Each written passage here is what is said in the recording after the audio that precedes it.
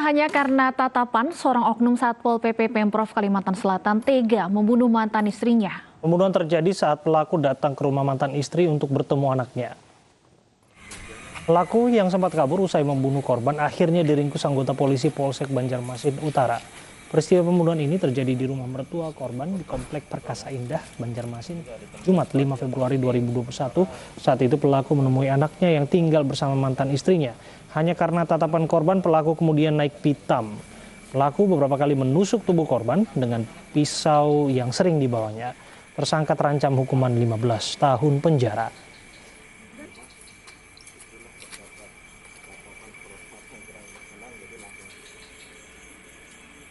Oh, memang sudah lama kesal sama Bang? Sebelumnya sudah ada masalah atau? Nggak ada. Cerainya berapa lama, Bang? Lebih 1 tahun. 1 tahun. Kenapa? Ini sebelumnya Atau bapak ini yang sepertinya kurang setuju atau kurang berkenan, pihak korban juga merasa kurang setuju sehingga langsung dihabisi.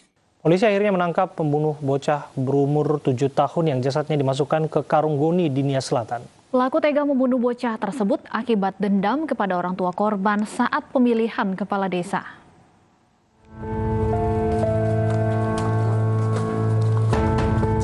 Kasus penemuan mayat bocah dalam karung goni di Desa Hili Oro 2, Kecamatan Lahusa, Kabupaten Nia Selatan akhirnya terungkap. Pelaku merupakan tetangga korban. Ironisnya saat pencarian, pelaku juga ikut mencari keberadaan korban yang sempat dinyatakan hilang. Pelaku tega membunuh akibat dendam kepada orang tua korban saat pemilihan kepala desa. Berdasarkan hasil pemeriksaan, motif yang menjadi motif dari tersangka dalam melakukan pembunuhan, motifnya karena dendam.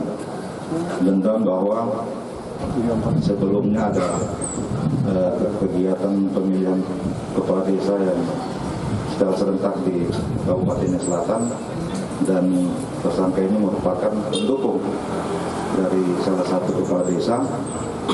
Ternyata yang didukungnya kalah, sehingga ini anak kepala desa yang menjadi kepala desa sekarang, sehingga mungkin ada dendam selama ini berimbas kepada pembunuhan korban.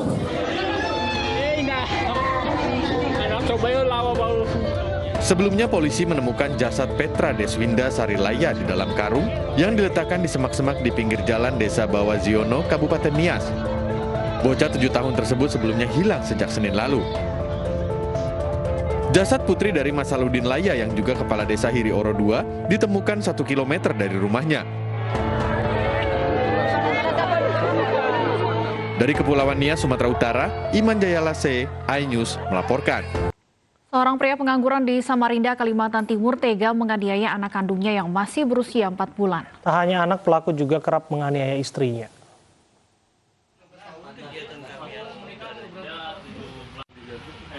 Ada Malik, 19 tahun, harus berurusan dengan polisi setelah dilaporkan menganiaya bayi kandungnya yang masih berusia 4 bulan. Tidak hanya anak, istrinya juga kerap jadi sasaran amarah yang hanya dipicu sang istri menolak dicium dan dipeluk. Alasannya kesel sama istri ya, gara-gara nggak mau dicium sama dipeluk. Bukan itu aja, banyak. Alasannya apa? Coba yang jelas. Banyak, Pak. Ya, banyak itu apa? Yang nyaring? Ya, sudah ada. Tidak pernah sudah baik gitu-gitu cuma. Kayak kasih sayangin dia, nggak ada gitu sama gitu. Penganiayaan yang dilakukan pria pengangguran ini terungkap setelah istri pelaku meminta pertolongan ke tetangga. Dirinya tidak tahan dianiaya dan tidak berdaya melihat anaknya dianiaya oleh suaminya. saya sering dipukulin suami saya, Bude tolong Bude. Terus bayinya tadi diapain, Bu? Katanya sih dianiaya sampai berdarah. Sampai berdarah. Terus katanya dimasukkan ke ember. Iya. Pelaku kini menjalani pemeriksaan intensif di Polresta Samarinda. Sementara korban masih dirawat di rumah sakit karena menderita luka lebam di sekujur tubuh. Dari Samarinda, Kalimantan Timur, Fuji Mustofan, iNews melaporkan. Petugas Subdit Renakta Polda Metro Jaya melakukan rekonstruksi aborsi di apartemen di kawasan Jatinegara, Jakarta Timur. Dalam rekonstruksi terdapat 15 adegan yang diperagakan dan diketahui janin hasil aborsi dibuang ke dalam toilet.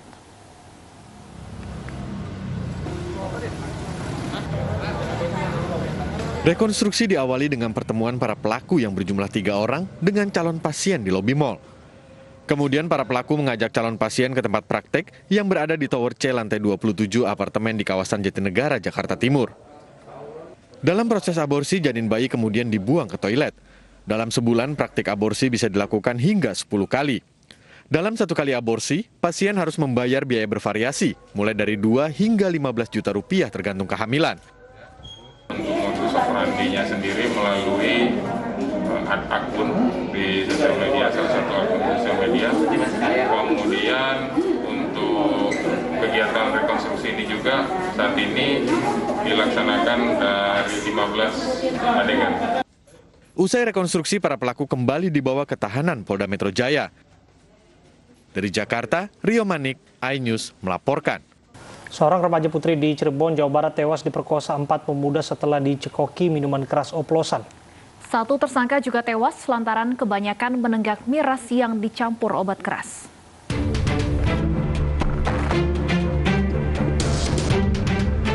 Dua pemuda ini tidak berkutik setelah ditangkap aparat Polres Cirebon bersama satu anak di bawah umur. Ketiganya diringkus lantaran memperkosa satu remaja putri hingga meninggal dunia. Satu tersangka lain juga tewas akibat terlalu banyak menegak minuman keras oplosan. Perbuatan keji ini bermula saat keempat tersangka mengajak korban untuk bertemu. Korban kemudian dipaksa untuk menegak minuman keras oplosan hingga mabuk. Dalam kondisi tidak sadarkan diri, 4 tersangka kemudian memperkosa korban bergiliran. Korban yang tidak sadar kemudian dibawa tersangka ke rumah teman korban dan meninggal dunia sebelum sempat dilarikan ke rumah sakit. Kegiatan pesta miras dengan memberikan minuman alkohol jenis ciu yang kemudian dicampur dengan beberapa suplemen dan juga obat-obat keras, sehingga korban dan para tersangka dalam keadaan mabuk dan terjadi peristiwa percobaan tersebut. Polisi menyita barang bukti diantaranya pakaian korban dan tersangka, serta sisa minuman keras oplosan yang dikonsumsi tersangka dengan korban. Atas perbuatan kejinya, ketiga tersangka dijerat pasal berlapis dan terancam hukuman penjara seumur hidup. Dan selengkapnya sudah bergabung bersama kami Kasat Reskrim Polresta Cirebon, Kompol Rina Perwitasari. Selamat sore, Kompol Rina. Selamat sore, Mbak. Baik, Ibu Rina, bisa dijelaskan bagaimana sebenarnya kronologi kasus perkosaan yang berakhir dengan kematian korban? Baik, kronologi pada awalnya ini terjadi pada Jumat, tanggal 5 Februari pukul 3 pagi, yang mana 8 orang minum minuman keras di sebuah taman, lalu mereka berpisah, yang 3 orang pulang ke rumah, yang 5 orang dilanjutkan ke rumah saudara R. Di rumah saudara R tersebut disetubuhilah saudara M oleh 4 orang rekannya. Di situ terjadi di sebuah dapur, di belakang, di taman, secara bergilir dengan dicampur alkohol dan tirek. Itu berlanjut sampai pagi, sampai diusir oleh warga setempat.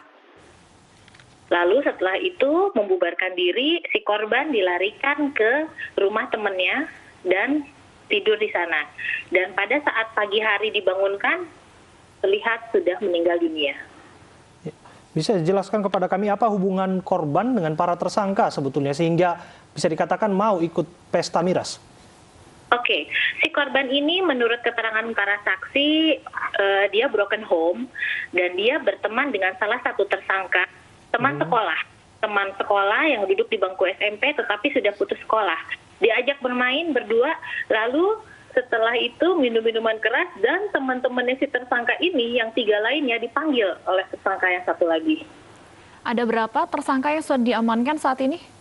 Ada 4. Apakah benar bahwa salah satu tersangka juga ada yang meninggal dunia akibat menenggak minuman keras oplosan ini? Iya, betul. Karena mereka mencampur ciu, kuku bima, kerating deng, dan tirek. Nah, sampai saat ini kami sedang mengadakan otopsi dan hasil otopsinya belum keluar. Apakah korban sempat melaporkan kasus ini sebelumnya, Bu Rina? Orang tua korban yang melapor, karena korbannya sudah meninggal. Apa sebenarnya penyebab kematian dari korban, Ibu Rina?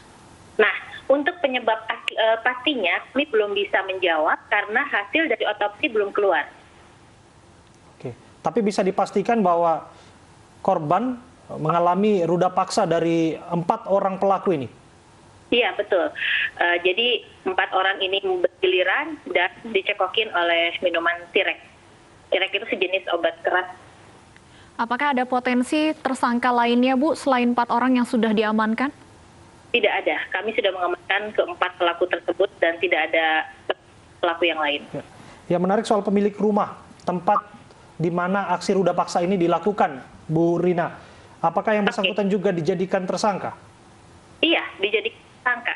Itu rumah kosong. Rumah saudara R ini rumah kosong. Artinya ada 5 tersangka total, 4 pelaku, 1 orang pelaku ruda paksa ini meninggal dunia ya? Iya. Baik, apa yang menjadi pasal dan ancaman hukuman bagi para pelaku? Pasalnya sudah jelas perlindungan anak dan ancaman hukumannya adalah seumur hidup.